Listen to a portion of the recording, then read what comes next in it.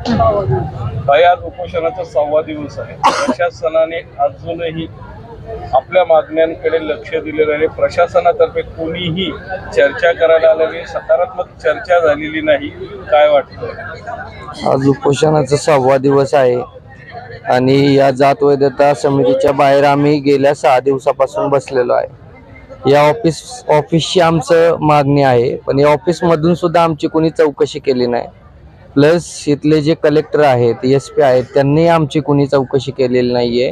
आमची छोटीशी मागणी आहे की जात वैधता प्रमाणपत्र जो महाराष्ट्र शासनाने तुम्हाला आदेश दिलाय की तात्काळ रद्द करा, तो रद्द करण्याची मागणी आहे। आम्ही मॅम म्हणले आम्हाला गुरुवारी करते, शुक्रवारी करते, शनिवारी करते। आज सोमवार उगवला आहे आणि सोमवारी दुपारपर्यंत आमचे पाहताय वेगवेगळ्या भागातून इथं समाज बांधव आले आहेत। त्यांची सहनशीलता संपलेली आहे, परंतु आम्ही काही करू शकत नाही, कारण की आम्ही संविधानिक मार्गाने हे सगळं करू इच्छितो, परंतु प्रशासनही लक्ष देत नाही। मॅमने तर आम्हाला फॉर ग्रांटेडच घेतलेलं आहे, त्यांना याच्याची काही घेणं देणं नाही असं वाटतंय आणि त्या आम्हाला इग्नोर करतायत पूर्णपणे।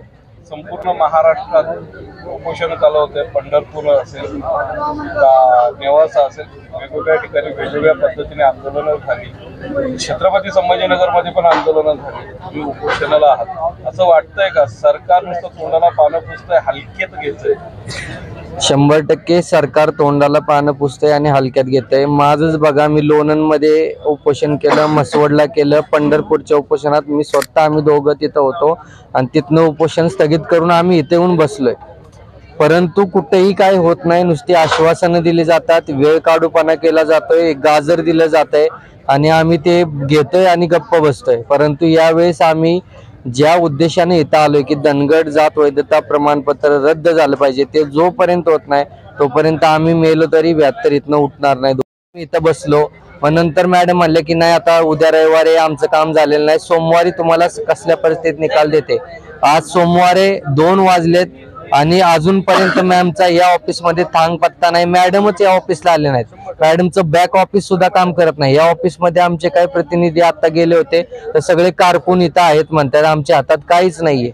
मग नक्की आम्हाला न्याय देणार कोण, हा प्रश्न आहे। म्हणून आता आमचे सगळे समाज बांधव चिडलेले आहेत। आज जर निकाल झाला नाही तर पुढे काय होईल त्याला पूर्णपणे जबाबदारी मॅडम आणि हे महाराष्ट्र सरकार आहे। लवकरच महाराष्ट्र विधानसभेच्या निवडणुकीला सामोरे जाणार आहे। समाज बांधवांचा जो राग आहे तो निवडणुकीत दिसणार का? समाज बांधव आता संयम सुटलेला आहे, काय वाटतं? नक्कीच दिसणार। आमच्या बरोबर 70 वर्षाची आमची न्याय हक्काची लढाई आहे। वारंवार आमच्या बरोबर विश्वासघात झाला। 2014ला देवेंद्र फडणवीस म्हणले होते पहिल्या कॅबिनेटमध्ये तो विश्वासघात झाला, तेव्हापासून 10 वर्ष झाले। 2014 ते 2024 पर्यंत आम्हाला सगळ्यांना वापरच करून घेतलाय, परंतु आता हे धनगर समाजाचे बांधव सगळे शिकलेले आहेत, त्यांना राजकारण कळायला लागले। यावेळेसच्या इलेक्शन मध्ये आम्ही त्यांना त्यांची लायकी दाखवू। प्राध्यापक लक्ष्मण हाके समाजाचे असून सुद्धा ओबीसी साठी भांडतायत, समाजाकडे त्यांना वेळ द्यायला, त्यांच्याकडे समाजाकडे बघायला वेळ नाही का, काय वाटतं? असं काही नाहीये सर, आम्हाला धनगर समाजाला 3 पार्ट मध्ये आरक्षण आहे। जर तुम्ही पाहिलं या महाराष्ट्रामध्ये आम्ही NTC मध्ये येतो, केंद्रामध्ये गेलो तर आम्ही OBC मध्ये येतो आणि जर या लिस्ट मध्ये बघितलं तर आम्ही ST मध्ये येतो। जोपर्यंत आम्ही ST मध्ये जात नाही तोपर्यंत आम्हाला VJNTचं आरक्षण OBC मधूनच भेटलंय।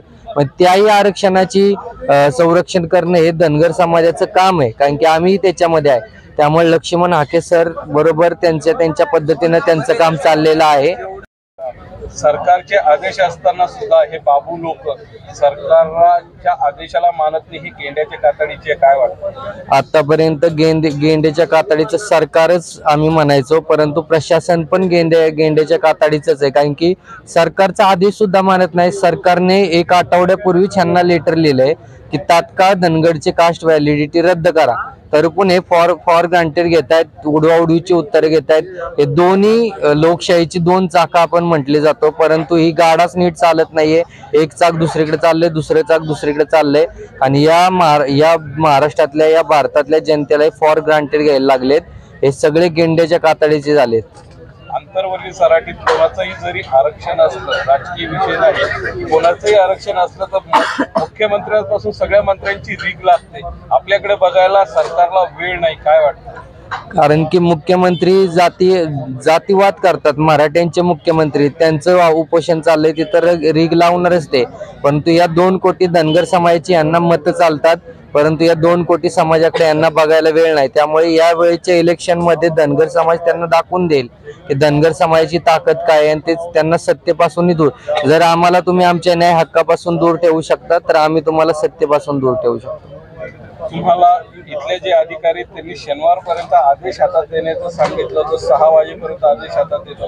आज सोमवार उगवला आहे, 4 दिवस झालेत, ऑफिसला कोणी अधिकारी उपस्थित नाही, फिर्याद घ्यायला कोणी नाही.